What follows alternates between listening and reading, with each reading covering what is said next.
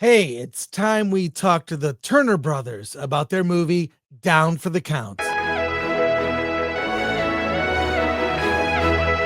guys, Hey, welcome to the Chris. show. Thank you for having us.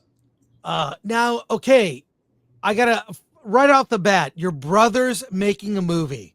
How do you keep from fighting? Like that's the one. Uh, just how do you deal with disagreements? Because Tyler, you produced, right? Tyler directed and wrote. Oh, Yeah, I Tyler produced it. directed, wrote. Kyle, you produced. Okay, there you go. But how do you mitigate any disagreements? Well, I feel like he just supported my vision. I had written the script and he really loved it. He thought it was, the perfect way to reinvent the vampire genre. So all along, he just kind of supported what I was doing. Mhm. And so there really was never much conflict between us. Yeah, and so fortunately, Tyler, he's went to film school and did a great movie in film school, and then this is a big step up for us on this. So for me, it was just an opportunity to support my brother and do something that maybe we'll only be able to do once in a lifetime and tell our story the way we wanted to tell it without outside influences. And he did let me put a few little creative bits in throughout the story. So there are a few things in there that I can look at and know were my input. But for the most part, I just let Tyler lead and tried to make sure that we could accomplish the things that we wanted to. And I think, I mean, when you make a film, as you know, especially an indie movie, you have to know your filmmaking partners have your back, and who better than family, right? Right. So, Yeah, that's true. Yeah. Fortunately, I never had to say no. So we barely made it through. Finances barely held out, but we made it. well, I was going to ask you about that before we watch. I want to show the trailer to the film, but how did you pull together the budget for this movie? It was self funded, so primarily myself, and then my parents chipped in a little bit. And one of the great things I think is that when Tyler was writing the story, he had in mind how can I shoot this on the lowest budget possible. And we were able to shoot a lot of different scenes in one location, and the gritty sort of LA street feel of the movie was, of course, a little bit lower budget for us as well. So we didn't have so many big places we need to rent, and the practical effects and other things that Tyler was able to do to make it look like we spent a lot more than we did. And then the other thing that's great is shooting in LA. I know it's difficult for major productions and costs, but we were able to rent a lot of equipment, get a lot of great actors and great help, and people who just wanted to volunteer. So, and being able to rent the sites online and scout them out. So it's just it was a really cool experience to watch Tyler do all that. And Tyler, how'd you work with the limited budget? I actually think it can be a help because Yeah, yeah. money can't solve every problem. You have to be creative. Yeah, anytime we ran up upon issues, we always thought, how could we make it better than we previously intended? So you're right. Yeah, sometimes the limitations just create greater creative opportunities. And like Let's you were saying, we got out into Los Angeles and we filmed in the streets, but ahead of time, we picked really nice choice locations that already had excellent lighting. So it, looked cinematic. cool. And And a then lot of guerrilla filmmaking. this is a vampire story. What I Yes. love about vampire films, it's the basic rules of what vampires have been, established in movies, but I like the little wrinkles on the rules or like a little change or something. And I feel like vampire lore is something that's always evolving. So, what did you like think to include that would give it a slightly different spin or some new nuance? Well, it kind of started with the idea of dealing blood vials on the street, and Mhm. then the idea that these vials are smokable or you can vaporize them. So that when they would smoke the blood, they would blow out these red plumes. And we just thought that was a really cool and different aesthetic. But then it also kind of reflects, the human struggle of addiction and homelessness and that sort of thing. Yeah, so we were able to kind of show a less sexy, if you will, side of vampire life. You think you lose your friends and your family, you suffer betrayal, he becomes homeless, he's addicted. That's just things that are horrifying in real life. Imagine any of those things would be horrible And that was one of the things we really wanted to touch on as well with this theme, was the homelessness, and sort of draw a parallel to the fentanyl crisis and some of the other drug addiction things that are going on the street, because that's the way we look at it, is that these people are no different than any other addict. You know, they're doing what they need to do to get through the day. And oftentimes that ends in homelessness. And so that's why there were so many, you know, homeless vampires, is to kind of draw that parallel. And of course we shot in Skid Row for some shots and things like that to try and really bring that through. Yeah, I mean, that's what's fun about genre films, sci-fi and horror, is you can play with themes or real life without being preachy, but comments, you know, on what is happening in the world. I have the trailer. We should watch it together. Yeah, let's do it. Share it with the audience. I have it right here. So I'm going to mute myself while we play the trailer here. But here, let's check it out. The blood mob creates customers for life. People who don't want to kill, but need blood to survive. And each night follows the same pattern. Distributing vials to the scattered camps throughout the city, and then making my drops to Sarge and his collectors before dawn. We're in hell, man. We'll be doing this shit till the end of time.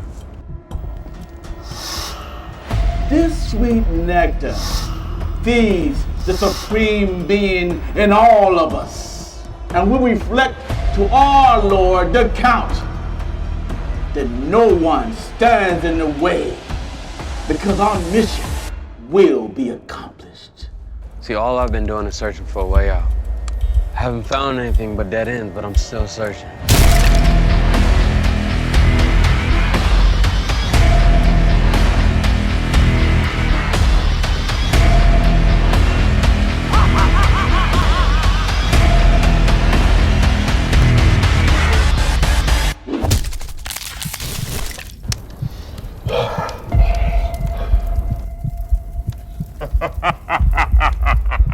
Humanity has made its choice. Now make yours. Say you're down for the count. Yes. It looks amazing. That's great. I like the red. I love the red smoke, like as you were talking about. Like red plays a color, or plays a role in the film as a color. So yeah, it was a difficult effect for them to accomplish. So we did one of the things that I didn't have to tell Tyler no was going back and redoing the smoke over and over again, because it's apparently a pretty difficult effect, and with the low light and other things. But I thought Moonshine did a great job for us in post production, so we were super happy with everything they did.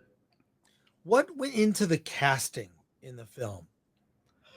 So Sarge that you see there speaking in front of the red bins, you know, with the adrenochrome, he is one of our other producers from Big Sarge Entertainment. So a lot of the casting were people within his network that he knew. We found the Count, Scott Williams, through a audition site. She was fantastic. But mostly through, we call him Big Sarge. Big Sarge's network. Yeah, so he's a veteran, and he brought a lot of veterans onto the production as well. So we had quite the quite the crew of veterans. And marketing is a big, obviously, as an indie filmmaker, tools to market. And one of the things that is useful in marketing is having a great title. The title of this film, I mean, is so clever. I love it. That it's like it's one of those things in advertising. It's like second read, like, oh, down for the count. Oh, down for the count. Oh, right. So where did the title come from? And why would I ever heard this title for? I mean, like, it seems like something that's so obvious.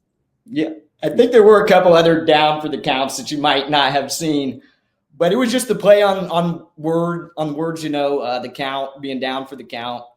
And just when Mac gets turned into a vampire, the count says, you can either work for me or, you know, we're going to drain your ass. So he's got to say he's down for the count. Nice. What has been the reaction from audiences to the film? I think mostly positive. As you mentioned, Chris, the big issue is just trying to reach an audience. So, if we're not going to be able to spend 50% of our budget on advertising like a big film. So really just trying all the different avenues to reach people and tell them about the movie, because you think if you reach 1,000 people, how many would be interested in watching a genre vampire indie film and give it a chance? So really it's about reaching the most people possible. So we've been putting the trailer out on Instagram. Of course, we're doing this here with you. And then we chose YouTube because we thought, at the end of the day, really we're about getting our story in front of the most people possible and sharing what Tyler created with the world. And so everybody's got a YouTube account for the most part, and you can watch it on your TV or you can watch it on your phone, and it doesn't cost you anything. It's ad free. So and by the way, YouTube, a lot of people don't know this. YouTube is the #1 streaming service. Yep, that's the most hours watched. Yep. Exactly, bigger than Netflix. My movie, I have a movie that's on YouTube. Mine's not ad free though. I'm sorry. Yeah, well, we hope it's not ad free forever, but it is for now. Yeah, it's difficult to generate followers when you don't have multiple videos that you're putting out. Yeah. What else did you put into the marketing? Obviously, the poster. I'm a big fan of movie posters. Like the Film Threat Instagram is mostly just movie posters because I love it as an art form, right? Yeah, like it's. totally. So what goes into that process? Well, I mean, we've got our merchandise and our movie poster, but for the most part, it's just been all the different social medias. I've done Reddit, X, YouTube. It was actually a bit of work to get the trailer onto YouTube to run as an advertisement because you have to register as a separate business, and it's a totally different process. And then I've been working with the people through Google to sort of fine tune it and let the machine learning do its part and letting that process play out. And then we're mostly focusing on Instagram and YouTube at this point. Those have been the places where we've gotten the most sort of feedback and interaction with people. And so that's probably where we'll be focusing moving forward, is on YouTube and on Instagram. And of course, pushing the trailer out. It's one of those things where, since I've never done anything like this before, I thought I'd make small mistakes first, and I made lots of small mistakes, and I don't want to put a big ad spend down until I've sorted out exactly what we're doing and make sure that it's going to be worth our time. Now, yeah, horror. It's difficult to find an audience. I was just going to say, it's extremely difficult to find an audience and reach the number of people. We'd love to reach millions, but that would be a serious spend. Well, I mean, you look at movies like Terrifier. It wasn't a hit out of the gate. It was, people thought it was interesting, cool concept. Hey, Art the Clown. Now Terrifier 3, one of the top box office for horror this year, right? I mean, what? It beat Joker 2. I mean, it's just crazy. I just think horror is a very safe genre to play and create something completely new. So on that note, is there talk of a Down for the Count 2? Well, ultimately, we'd like to turn it into a full series, maybe get the backing of a bigger studio. So I would think there's a lot of sustainable material there with Down for the Count. Between the dealers, the blood mob, there's a scene where the kids are wearing, VR goggles, and they're shown night terrors, and they're hooked into this paralysis machine, and the adrenochrome is drawn off of them. So, you could go into the VR world. I mean, there's so much sustainability that we just like to keep it going for a couple seasons. Yeah, I think that was the thing with this story, is what's difficult. In 48 minutes, we wanted to tell a story that really we could stretch out over 6 to 8 episodes. And so things do move really fast in the film. I wish we had time to go back and explore more of the things with, with Will when he's passing on the heart of the saint to Mac and things of that nature, and explain the background and show a little more of the character. We just love the characters so much that we want to spend more time with them and explore it all. But that's the limitation of independent film. You got to move fast, and it's difficult to even tell a story that makes sense. So we're really just ultimately lucky that everything worked out the way it did. Yeah, I mean, certainly limitations, but limitations come with freedom too. It's like, well, it's not going through committee. It's like you guys making choices. I got the website here. We should pull up. It's downforthecountmovie.com is here, where you get. See, I love this. Oh, wow. Okay. You scroll over that and it bleeds. Yeah. Our, one of my best friends has a startup that I'm invested in, and he built out the website for us. So that's their work. That was VH3 out of the UK in London. So he did a great job with it. I think it's one of the cool. I think it's one of the cooler movie websites, and there's a lot to read on there as well, which kind of explain the backstory of the film, Right.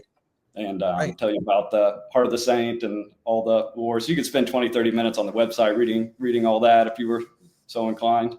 Yeah, trailer backstory. It's a Yeah, they did the smoke effect too on the background, which we thought was really cool. sweet. So the backstory digs deeper into the lore Down for the Count and the Heart of a Saint and kind of the ancient history or ancient truth in the story. Yeah, and the structure of the blood mob and Yeah, those yeah. types of things. Yep. So And there's merch. yeah, Yep. of course. A couple T-shirts, a sticker, and a poster. And you can contact you guys through the website. That Yes, is sir. correct.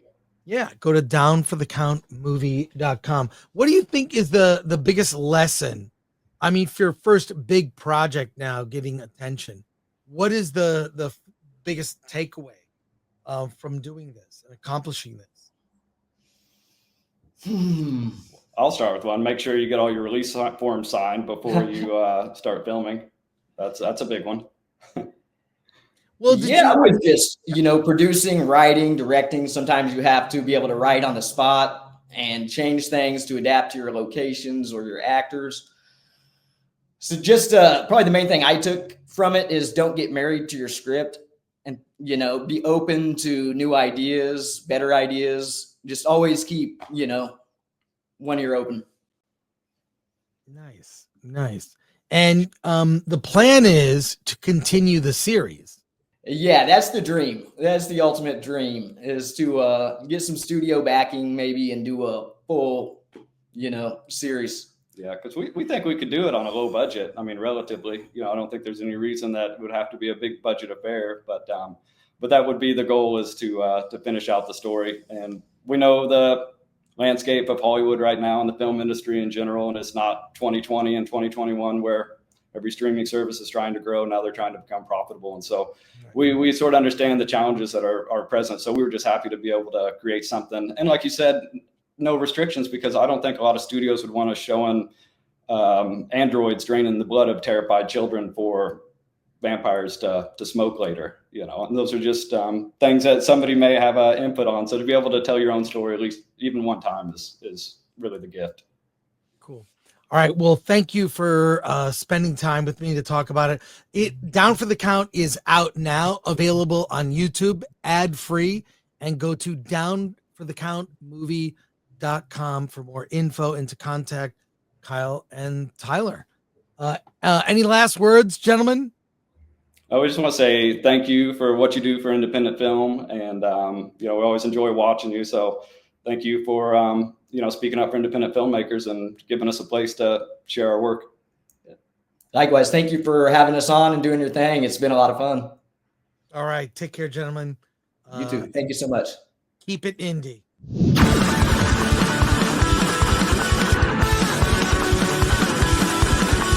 Movie.